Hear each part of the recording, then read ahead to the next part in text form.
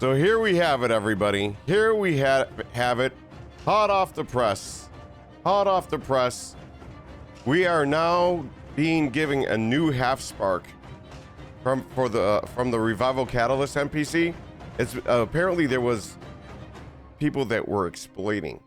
They were able to do things just that nobody could do. So literally 4 hours and 15 minutes ago, Squishy put out this update. So all players are now available to pick up another half spark at the Revival Catalyst, giving all players at least 2 full sparks. Earlier this week, some players exploited a bug to get enough half sparks to craft a second full spark. It seems that Blizzard has given everyone this second half spark, and you can head over to the NPC down there in Dornegal and pick up your half spark. So then now that means you could make your two-handed weapon. You know what I'm saying? So go for it. That would be amazing. Why not? Why not?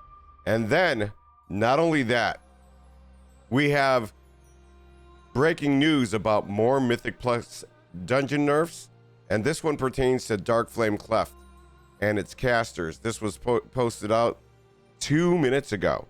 2 minutes ago. That's how up to date we are. Also by Squishy. Now this is pertaining to your lowly Moleherd throw rock. So the damage is reduced by 25%. The variance reduced to 5% was 14. Cast time increased to 2 seconds was 1.5 seconds. And then we have Snoot Snout's Candle Flame Bolt. The cast time increased to 3 seconds was 2. Royal Wicklighter's Bolt. Cast time increased to 3 seconds. Was 2 seconds. Did you guys see any problems with Dark Cleft? I mean, yeah, like I tried a couple, and if people don't know that, like you know, the entrance to, when you start the key, there's that big pool, that first pool on the first room in the entrance where you have the big guy and a bunch of little guys. That's an easy pool, right? Okay. And then you go through the doorway, and now you get another big guy with the little guys riding the little lizard things, and then you have a couple of those lowly Moleherds, the ones that throw rock at people unless you're melee. Well, most tanks just get in there and pull everything, and you can only be melee from one Moleherd, and the other one starts killing everybody really fast. And See, I broke a couple of keys right off the bat on that second pull, and the key's dead because we kept wiping on that pack. You see, I'm having a hard time of picturing this because every time that's crazy because you tanked it like twice or 3 times already. Like, I don't know. I keep trying to remember, and I keep coming up with Stone Vault. I think I have PTSD of Stone Vault. If we get there in your tank next time, I'll have to explain that to make sure. To make sure I get it. Make sure you get it, because there's 2 pillars, and that's the purpose of those pillars. If tanks gets in there, you need to choose a pillar left or right and hug that pillar to LOS the second Moleherd so that it comes to the group. Otherwise, it's a wipe usually. Well, there you have it. So hopefully this will make us, make this dungeon easier to get through. Fuck yeah, I'm gonna do this dungeon today. I'm gonna tank this one today. All right. And other than that, I thought we'd watch a little video here by Doran. This Doran video is all about WoW's new mega villain is on Koresh, and no one is talking about it. So let's give this a listen. So you've all seen what appears to be the portal to Kalesh in 11.1, but literally no one is talking about this. Kalesh is exactly what a successful Void Corrupted Azeroth would look like. Recent lore indicates that it also had a world soul, just like Azeroth, that fell to the Void Lord Demensius the All Devouring. This means that there is literally a gigantic void monstrosity roaming around the universe, a villain on the scale of Sargeras, if not larger, that no one is talking about. According to Chris Metzen, the Void battle in Midnight will be the biggest battle in history, the final battle of the Void, which, as you can imagine, will cause the Void to... So I would only imagine if this is something that's going to happen, I imagine a lot of the Void is going to be in the pre-patch and also like for story. And then I imagine it's also going to be in Midnight. I think there's a lot going to happen when it comes to story where we get to see a lot more about this. Now, Koresh is, and guys, if you know your lore, is a place that was the planet, right? The planet for the lore guy, the guy that talks to Aurelia all the time, trying to help her with her void powers. That was their world. So if you remember back when we were first doing the pre-patch, I believe, for the War Within, he described how his world had exploded, was destroyed through the void. Mobilize all the weapons they can get, and this guy is going to be coming after us. Also, we are going to... He doesn't name that guy, and it escapes me because I listen to so much shit. Like, shit keeps falling out of my head. Somebody let me know down in the comments, because I just, yeah, it escapes me. But I know, once you say his name, I'm going to know. To Koresh, as a destroyed planet, Koresh is within the Void Realm, which means this is the place where Void Lords can actually manifest themselves. They are said to be stronger than the Titans, just unable to manifest in the material plane, which means this might be our first interaction with a true, mind-blowing power of an actual Void Lord. So what exactly? So that's one of the things. You can't truly kill a Void Lord. You could destroy them on your plane, right? Isn't it something like that, Neo? You can kill do you know what I'm talking about? Nope. All right, so they don't truly die unless you kill them on their realm. But nobody goes to their realm, but they can't come. It's like their resurrection. It's not like they come right back. They have to go back to their world, and then they have to remanifest and then find a way back. But that takes time. It's not like release spirit type of thing. Or B-Res type of thing. What happened to Koresh World Soul, and is this really the next big villain? If you're building a website and you need to register a domain name, there is no better option on the market than porkbun.com. What a name for a website. Pork Bun. Cheeky, right up your alley. Don't you like a lot of pork? They've got everything from .com domains to ones like .pro, .dev, .xyz. The best thing about them though is they got the lowest prices on the market, so it is super affordable. On top of that, every domain name at Porkbun. I've always thought, if I could, I would try some of these websites. For instance, like Squarespace. I'd like to have my own website. That'd be neat.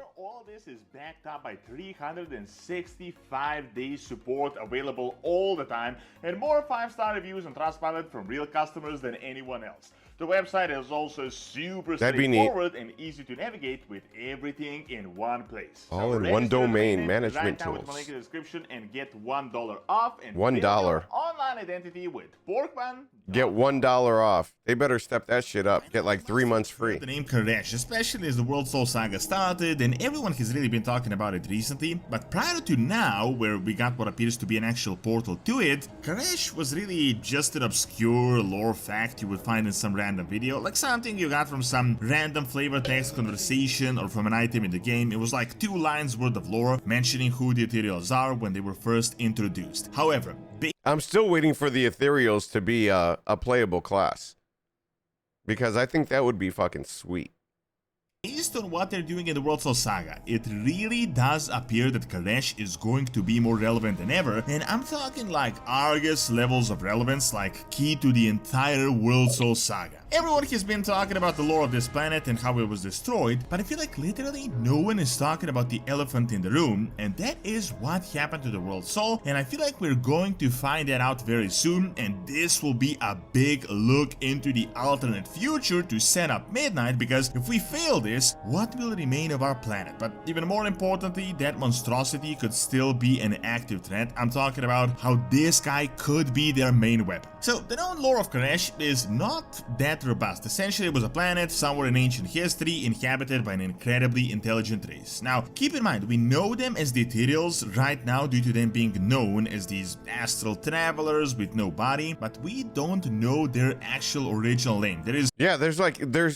And that was it. Like the first time I remember seeing them, it was in BC when we went to the Grand, and they were, you know, your vendors, your quest givers and everything like that. But not much else I ever can remember from that time told you what their origin story was. You know, how they got here. You know, if anybody knows that, if you have a novel, you know, link you want to put down in the comments or in Discord, let me know.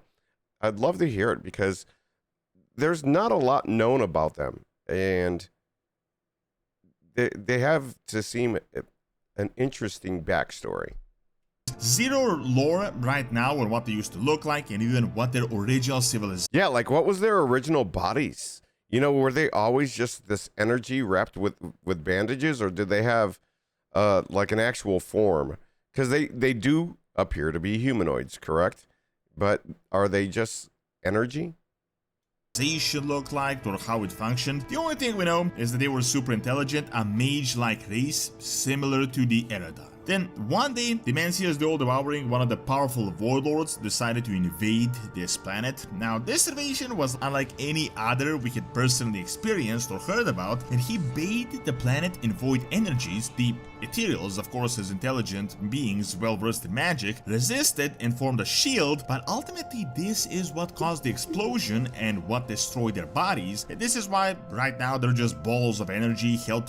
Oh, okay. Oh, this is something. This is definitely information I did not know. Okay. Together by magic. So they kind of fucked up themselves creating that field.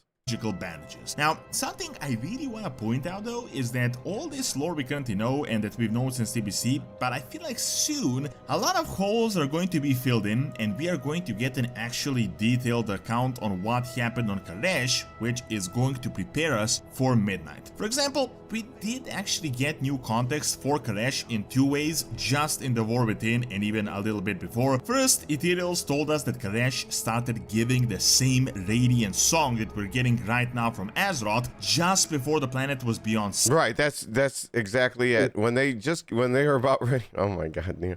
When they were about ready to before the world was destroyed, they got the song. They got the song. That's right. The song comes just before their world is destroyed. I remember that now. Saving, and the second is that the Ethereals are apparently familiar with Xalatat, and she is oddly familiar with them as well. Based on her reaction when they stole the artifact and when we mentioned her to them, it seems like an old grudge, like an old rivalry, like their history goes a lot more than we know. One of my theories was that Xalatat used to be an Ethereal herself and that she could have been one of the leading figures on Karesh that betrayed them, that sold their planet to the Void Lords. This was evident with the familiarity they have with her working with and against the Ethereals, and also bandages that she has on her body, as well as void artifacts that the Ethereals carry. However, for right now, this is just a theory that could play out or it may not. The thing that I feel like literally no one is talking about is really the elephant in the room. Guys, seriously, Karesh is Azeroth if the Void invasion was actually successful. The hint we got in the War Within was that it started giving the Radiant Song to the Ethereals, the same one that Azeroth is currently giving to us. Of course, we still don't know what the Radiant Song even means, whether this is the actual World Soul. Right. I mean, there's so many questions. That's why we have to wait and see, because the story's there. The story's there. Or the Void conversion, but we did get new lore in this expansion that told us that Azeroth has been whispering in the past, like when she corrupted and forced the Titanforge to rebel that were building a prison around her soul. So if we go by this logic, if Karesh was giving a Radiant Song, this would mean that Karesh had a world. So what? So if we think back to Dragonflight, was it the song that woke up Stony Tony to bring Dragonflight back to life that gave us Dragonflight? Was that? I mean, there's got to be threads in that. You know, there's got to be something that when you look at it and you're putting everything against the tack board and you got your yarn going, is that really what created that whole thing? World Soul. Now, if Crash had a World Soul and it was converted, it would mean that the Void plan succeeded and they created their own Void Titan. Of course, a lot of this is Chronicle lore, but as far as we know, the main plan of the Void isn't to just destroy the planet for the sake of causing chaos and destroying planets. It is to convert World Souls in the same way the Titans convert World Souls and create new Titans. Previously, Titans lied to us that World Souls are merely nascent Titans waiting to be awakened, but all the new lore indicates that World Souls are nascent beings of neutral energy that can be converted to either side. So if the Void Lords wrote their own Chronicle trilogy, they would state that the World Souls are merely nascent Void Lords. The real question though is, if Koresh was converted, where is he? I mean, has Koresh been turned into a Void Lord we will soon discover, or... So, wait, so, I'm so fucking confused. So Koresh turned into a being? What the fuck? That's a mind fuck. I mean, try and wrap your mind around that. And I'm too smooth brained to try and think about that shit. Are we going to run into him on Koresh once we actually go there, if that is where we are going, to follow that ethereal that stole the Dark Heart at the end of 11.1? Once again, most of the lore we know about the Void Lords is based on the Chronicle and the Titan perspective, so of course we should really take things with a huge grain of salt. However, there are definitely some things that we can read between the lines and read through the Titan propaganda. Most of the recent lore has changed that we've known previously, and he has stated that the World Souls are elemental and only present in some of the planets, and they seem to be neutral, so it definitely makes sense that each cosmological force wants this giant fountain of power for themselves. We also know that there are more and less powerful World Souls. For example, Azeroth is known as the most powerful one, the so-called Prime World Soul, which is why this is like prime real estate for all these big cosmological guys, but we don't really know how powerful Koresh actually is. The known lore says that the Void Lords are super powerful, but they can't manifest themselves outside of the Void plane of existence, so they sent out the powerful weapons, old gods, across the ton of different planets, and it was like just one giant shotgun, hoping something sticks, and some worlds can actually be converted. Koresh is likely one of them, and Azeroth, as we know for certain, is one of them as well. Once the old gods do their thing, the conversion happens. Every time they keep saying like the Azeroth and the World Titan and everything, I keep thinking the fucking Marvel with the Eternals and that dude coming out, or that whatever, the Eternal coming out of the world. But it doesn't really seem like that is the only way for conversions to happen. So even if she wakes up, is Azeroth going to die? Like how does that manifest? And it is possible that they went with a different strategy on Koresh. The lore we currently know states that the Dementia surrounded the planet, started bathing it in void energies, but no lore so far confirmed any presence of the old gods on Koresh. We don't know anything about this. However, I want to state two things. We know for a fact that the void was successful, as the planet was obviously destroyed, and seeing the giant void portal and knowing how other planets work, it's likely the planet is actually within the void realm. In fact, almost certainly this is the case. Generally, where planets are blown up and destroyed, they start getting unstable and they join things like the Twisted Nether and the Void Realm. As this one was bathed in void, it's likely that this is the Void Realm. However, why this is important is because if Koresh is in the Void Realm, it means Void Lords can actually manifest themselves here in full power on Koresh. Now think about this. We are going to Koresh very likely, so that means we are going to very likely also encounter a Void Lord for the first time ever, as previously we had only seen tiny avatars that were like 0.1% of their power, which means this travel to Koresh is going to be absolutely crazy. Now the Titans told us that the Void Lords want to create a... No, if they're just as formidable as Titans, I mean, how are they going to make this make sense if we go to Koresh and then we're going to be fighting these guys? I mean, does that mean it's going to be 40-man groups? And I kid, I jest, but I'm just saying I don't see how that's possible. I mean, it's not like maybe we get some kind of superpowers, because at what point you got to make it make sense? And if we're going otherworldly, how is that going to work? Void Titan, whatever that means, but I'm not really certain if Void Lords are also born from World Souls. Seeing how that works for the Titans, it's very likely the case, but it's also possible that Void Lords can create just a powerful Void weapon that is below them in the hierarchy, but it is still incredibly deadly. The reason I find this super interesting is that no one is talking about how there is like a giant Void weapon roaming the universe, and seeing that we're going to get the so-called final Void battle on Azeroth. You know, like the only reason we beat like Nyalotha was because of corruption. You know, because you're going against an old god. And I'm sure there was artifact power or artifact weapons for what the fuck is his name? The guy that was in Legion. Oh no. Oh no, this is when the old brain takes over. Anyways. God, anyways. I don't know how that fucking happens. Like, I could see us fighting dragons. I could see us fighting, you know, Arthas. But, like, gods? How the fuck? Next year, I somehow feel like this guy is going to get involved. The only other possible scenario I could think of was that the corruption of Karesh was a failure, like a scenario that didn't work for either side. There is also a possibility that the brute force that Dimensius did to blow up the planet also killed the World Soul. It didn't manage to actually convert it. That could be maybe why after the Void Lords decided to start sending old gods to do it covertly, so See? Nyalotha. the same mistake is not made again. The only big lore problem here that makes this really hard to speculate is really the timeline and how inconsistent it actually is. We never learned how long ago the destruction of Karesh happened, but some lore states that potentially the arrival of the old gods could have happened hundreds of thousands of years ago in Azeroth, which doesn't really coincide with a lot of other events that happened, and I feel like some of this lore may actually be getting retconned. However, regardless, they're going to actually develop the lore of Karesh. We had seen that portal. It is no longer going to just be flavor text, but it is going to get developed. We will learn what really happened, and it would be incredibly interesting to run into actual Karesh, the Void Monstrosity, which could be one of the main new villains we'll face off against that literally no one is talking about. Thanks for watching. Check out my video on 11.1.5. Yeah, man. I mean, it just leaves. I mean, it's all speculation, but it's one of those things that we know. See you next time. Midnight is going to have to take us to the void for sure. There's no way that it can't. Great video by Doran. I'll go ahead and I'll post that down in the comments and in chat so you guys could try and educate me a little bit.